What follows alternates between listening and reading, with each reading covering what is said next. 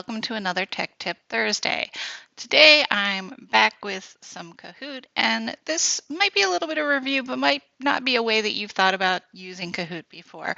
One thing I did want to remind everyone of is sometimes when you log into Kahoot, you'll be in your personal account if you've already created a personal account. And in order to access the premium features from Oakmont, you have to come here and click on Oakmont Education, and then you have the premium features that we've paid for, okay? And what I'm going to do today is create a Kahoot, but what I want to create a Kahoot of is actually this Google slideshow. So we have some math terms. We've been doing vocabulary every day as part of our science of reading. So we have these math terms. We've been talking about the different parts of words. What I wanted to do was create a Kahoot based on this. So it doesn't directly do it, but one of the things that you can always do with any Kahoot or anything actually is you can always print and save as PDF. And actually in Google Slides, you can go to File and download it as a PDF, but anything that you're ever on that you can print, you can come up here, go to Print, Save as PDF, and save. So it's very easy for me to then go and save my math terms. And now I have them saved as a PDF. So I'm going to go ahead and click Create, and I'm going to create a Kahoot.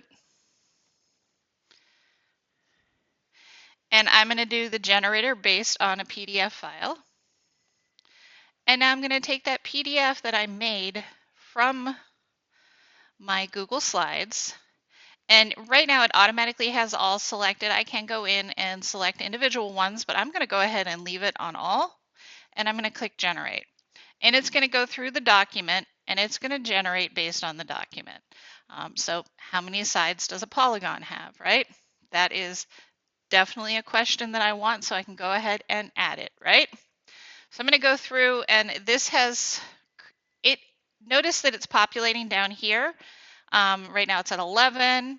It's actually coming up with questions as we go. What's a 7-sided figure called, right?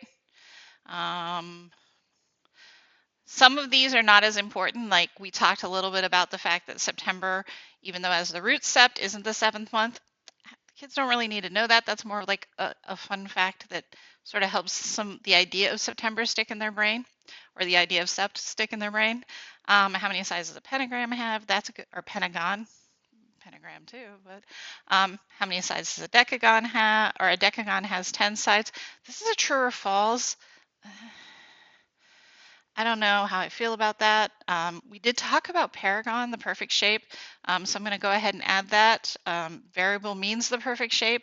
I don't like that one either. So I do go through and look at these questions and see which ones I like and click Add. And when I'm done, I've added all of them. Notice over here, you also have the option to change the skill level and the way that they ask. So I can make this ask humorous, and I can refresh that, and it's going to give me a little bit more playful of a way of asking the questions. So this might be a fun thing to play with. You can generate in other, I mean, that doesn't seem that, how many sides does a polygon have? That doesn't seem humorous at all. Yeah, it's failing at being humorous. I think maybe it would do better if you did this with a less dry thing than vocabulary. And we can change skill level, but I don't think you're going to get much different doing vocabulary, because I think it's very much, here's the words, what do they mean? But I think you could probably have some more fun. Which equation is quadratic? Let's add that one, okay? So I hope that you'll play around with this, really take advantage of and make full use of all the different ways that you can just easily make a Kahoot. You can see here in 5 minutes, I had a bunch of questions that I could make, right? Deca, oh, that's a good one. And notice it even tries to come up with a picture that matches. Sometimes the picture totally gives away the answer, like what is the prefix 10? What prefix means 10? Well, you already have 10. It doesn't really give it away. Okay, so no. But sometimes it does sort of give it away. Like,